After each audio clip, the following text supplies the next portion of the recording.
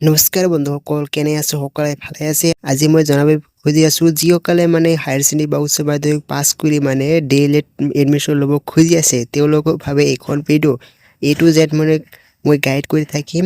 তো ভিডিঅ' প্ৰথম পৰা শেষলৈকে চাই থাকব, ঠিক আছে?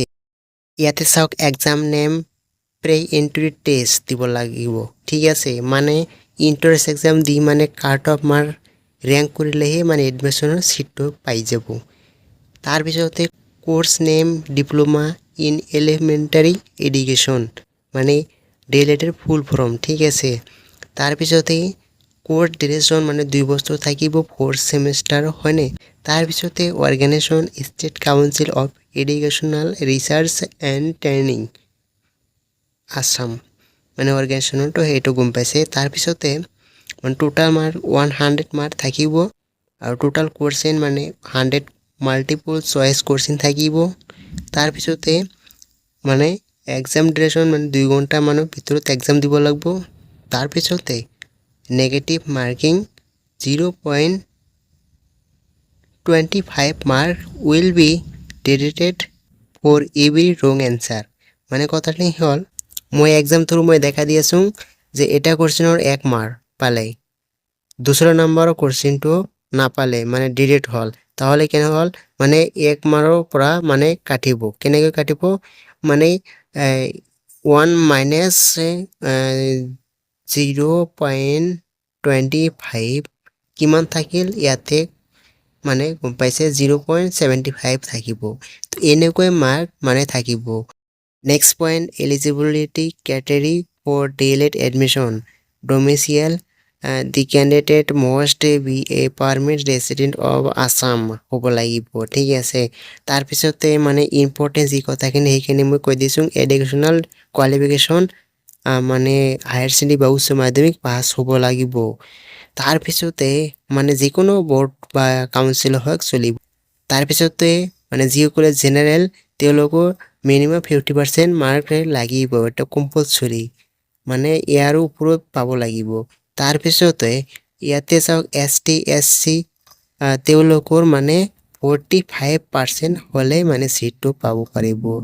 তাৰপিছতে এজ লিমিট, জেনেৰেল যিসকলে জেনেৰেল তেওঁলোকৰ 18 পৰা 34 বছৰ বা ইয়াৰলৈকে মানে 18 পৰা 34 ইয়াৰলৈকে মানে এপ্লাই প্ৰচেছ বা ডিলেট এডমিশ্যন ল'ব পাৰিব। তাৰপিছত SC ST তেওঁলোকৰ 18 পৰা 36 বছৰলৈকে মানে 2 বছৰ এক্সট্ৰা হ'ব, মানে 18 পৰা 36 ইয়াৰলৈকে মানে এডমিশ্যন কৰিব পাৰিব। তাৰপিছতে ৰিজাৰ্ভেশ্যন ছিট মানে OBC MOBC SC ST person with disability PWEW categories মানে তেওঁলোকৰ মানে 40% পালে মানে ছিটটো পাই যাব, মানে তেওঁলোকৰ বেলেগ এটা কেটেগৰী হয়নে? তেওঁলোকৰ 40% পালে মানে ছিটটা পাই যাব। নেক্সট পইণ্ট মানে কোনটো ছাবজেক্টৰ বা চিলেবাছৰ পৰা কিমান মাৰ্ক আহিব। ইয়াতে চাওক, ছাবজেক্ট জেনেৰেল ইংলিছৰ পৰা 10 মাৰ্ক আহিব, ঠিক আছে? তাৰপিছতে জেনেৰেল নলেজৰ পৰা 15 মাৰ্ক আহিব। তাৰপিছতে ৰিজনিং মানে তাৰ পৰা মানে 10 মাৰ্ক আহিব। তাৰপিছতে জেনেৰেল মেথামেটিক্সৰ 15 মাৰ্ক আহিব। তাৰপিছতে জেনেৰেল ছায়েন্স এণ্ড EVSৰ 15 মাৰ্ক আহিব। তাৰপিছতে ছ'চিয়েল ছায়েন্সৰ 20 মাৰ্ক আহিব। তাৰপিছতে লেংগুৱেজ এছামিজ বাংলা বড়ো ইংলিছৰ মানে লেংগুৱেজৰ কাৰণে 15 মাৰ্ক আহিব। টোটাল আর কি 100 মার্ক। নেক্সট পয়েন্ট ইয়াতে সিলেকশন মানে public district which merit list separate for the science stream and the arts and other stream চলিব। Allotment is more based on the candidate score category, district and seat availability in the preferred state মানে merit list পাব লাগিব। তাৰপিছতে মানে allotment বা seat availability মানে ছিটৰ কাৰণে এলিজিবল আছে মানে ইয়াতে মেনশ্যন কৰি দিছে। Next point, application fees.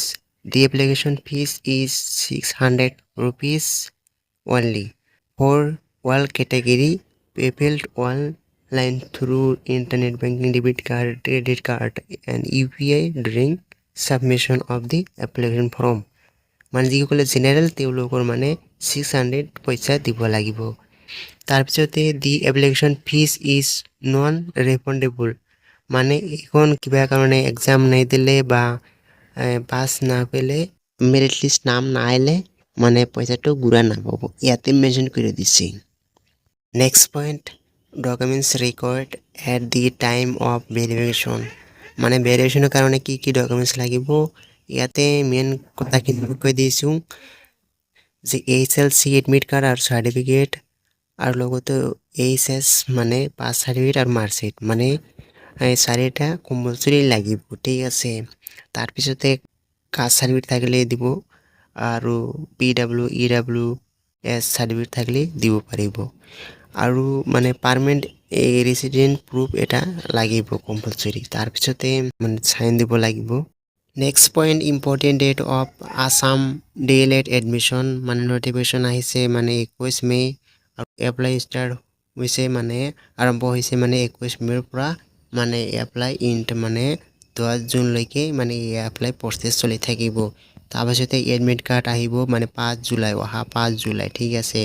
তাৰপিছত পেড এক্সামিনেশ্যন মানে 12 জুলাইতে এক্সাম দিব লাগিব, মানে ইণ্টাৰেষ্ট এক্সাম দিব লাগিব। তাৰপিছত ৰিজাল্টটো মানে আহিব মানে 27 July. Next point, visit the official portal, এই পৰ্টেলত মানে যাব লাগিব, ঠিক আছে। তাৰপিছতে যোৱাৰ পিছতে ৰেজিষ্ট্ৰেশ্যন কৰিব লাগিব, মোবাইল নম্বৰ বেলেগ হ'ব লাগিব আৰু ইমেইল নম্বৰ বেলেগ হ'ব লাগিব, মানে এক্টিভ থাকিব লাগিব। Fill in the personal detail, education qualification, category detail, মানে ইয়াতে কাৰেক্টলি কৰি তাৰপিছতে ইণ্টাৰেষ্ট এক্সাম টেষ্ট দিব লাগিব। ইয়াতে upload recent passport size colour photograph JPEG maximum 100 KB and signature JPEG maximum 100 KB হ'ব লাগিব।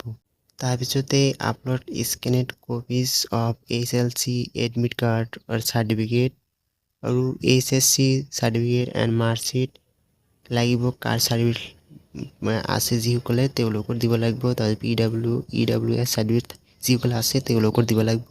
এটা ফৰ্মেট বনাই মানে এপ্লাইত মানে আপলোড কৰিব লাগিব। তাৰপিছতে ফিজ দিব লাগিব মানে 600। তাৰপিছতে কমপ্লিট ফিল আপ কৰাৰ পিছত submit the application and download the acknowledgement receipt for future ৰেফাৰেঞ্চটো মানে ডাউনলোড কৰিব পাৰি, ঠিক আছে, মানে নলেজমেণ্টটো।